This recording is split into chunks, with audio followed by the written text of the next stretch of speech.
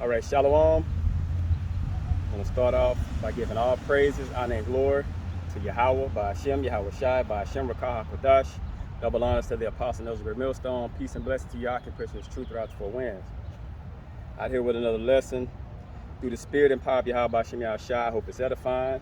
And today's lesson is going to be persistence. Just speaking on persistence, okay? So the definition of persistence is firm or abstinent continuance in a course of action in spite of difficulty or opposition. So in this truth, you're going to have a form of opposition, you're going to have a form of difficulty, and these things are going to come into existence through the form of life, okay? So through life, you're going to get a push-pull scenario, but the pushing and pulling is going to be you. You're going to be pushed and pulled constantly, okay? This life is going to beat up on you. You may catch a little break, then it's going to beat up on you again. But look at yourself as a crystal. Now, whatever is beating up against that crystal, this is life.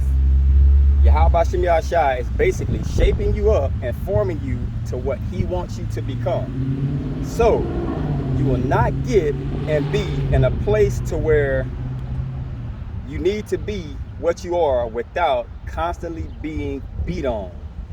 You're a building, you're gonna get beat on, okay? So just basically put yourself in that mind frame and know that this must happen, okay? This is what's going to put you in the purification state to where you can constantly become what Yahweh Shem Yahshai needs you to be, okay? So when you go out through life, you understand that being persistent isn't something that's done to where it's constantly consistent, because growing up and having children, now what I see is the attention span, okay? Attention spans are very short, okay? If you watch television, you'll zoom in and you focus on what you're watching, and then what happens? A commercial comes on. So when the commercial comes on, your mind thinks about everyday life, all right? So when your mind's thinking about everyday life, it shuts down when the show comes back on, and you're back into it. So now you take that and you put it into everyday life. What you want to have to understand is you wear that, okay? You wear that trait in everyday life now. That's why if you look at a child and you tell them to do something, they'll forget like that, because they grew up watching TV and their attention span has just been cut short. They can't focus long.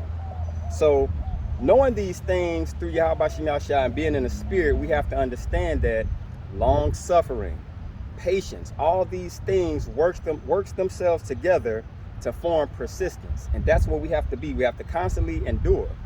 All right? This is Ecclesiasticus or Sirach 2:1. My son, if thou come to serve Yahweh Shem Yahshai, prepare thy soul for temptation. Okay?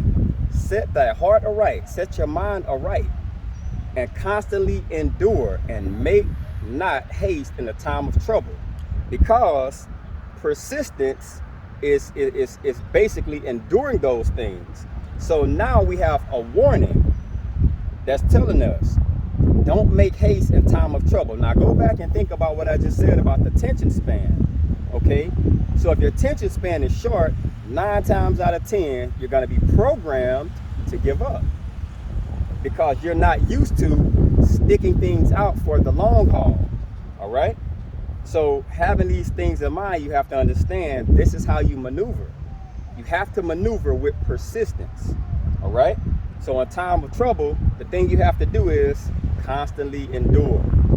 Don't throw the towel in, all right? This is Job 38:3. It says, gird up now thy loins like a man, for I will demand of thee, and answer thou me. So you're gonna be forced, okay? You're gonna be forced to be made or broken. A make or break situation.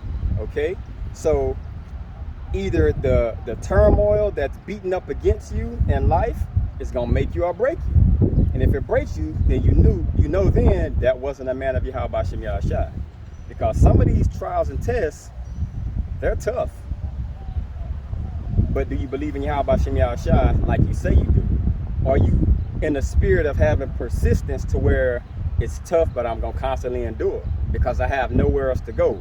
This is also how you know when someone sold themselves out to Yahweh Shem Yahushai truly. Okay, because it's gonna be nothing that's going to sway them to where they're not doing the works, to where they're not constantly praying, to where they're not constantly enduring. It's all about persistence, okay, on top of faith and other things that go along with this, okay? This is Isaiah 30 and 20. It says, and though Yahweh Shem Yahushai give you the bread of adversity, okay, and the water of affliction. Notice, bread and water are things you intake. Now you're spiritually intaking these things, and the Lord has given them to you. It's going to be times that you're going to have to be sculpted and made into what the Lord wants you to be, okay? Because you digest the adversity and you digest the water. You have to understand that these things are going to have to take an effect on you some type of way. You know what I'm saying? Because you're partaking in it. It says, yet shall not thy teachers be removed unto a corner anymore, but thine eyes shall see thy teachers. It says, and thine ears shall hear the word behind thee, saying, this is the way, walk ye in it, when you turn to the right hand and when you turn to the left. So it's not going to be no way out, okay? You're gonna know what the truth is. There's gonna be no way out of it. And it's not going to be deniable. You're gonna know when the truth hits you. Okay, this is Matthew 24 and 12. And because iniquity shall abound, the love of many shall wax cold. Okay, so Esau pushes the narrative of do as you please. You know what I'm saying? Those guys on the street corners, and the whole narrative is against what you're preaching. You know, don't let it discourage you to where it's like, well, what if they're saying it's real? What if they're saying it's true? You know what I'm saying? What they're saying is true. You're not showing persistence, okay? Learn to take the lick on the chin. You know what I'm saying? Learn to understand you're going to get hit.